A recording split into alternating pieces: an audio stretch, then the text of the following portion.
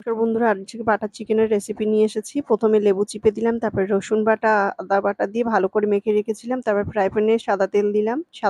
তেল দেওয়ার পরে টমেটো কুচি, পেঁয়াজ কুচি দিয়ে ভালো করে নাড়াচাড়া করে কাজু বাদাম দিয়ে দিয়েছিলাম। আবার নাড়াচাড়া করার পর আমি জল দিলাম। জল দিয়ে সাইডে ঠান্ডা করতে রেখে দিলাম। মাংসের মধ্যে কাসুরি মেথি আর দই অ্যাড করেছিলাম। তারপরে এই যে পেস্ট করে রেখেছিলাম পেঁয়াজের, সর্ষের তেলের মধ্যে কাশ্মীরি লঙ্কার গুঁড়ো দিয়ে ভালো করে মাংসগুলো মাখিয়ে ভেজে নিয়েছিলাম।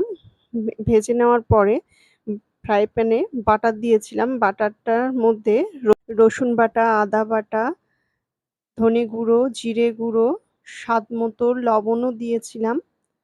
লবণ দেওয়ার পরে টমেটো আর পেঁয়াজের যে পেস্টটা করা ছিল সেটাও দিয়েছিলাম।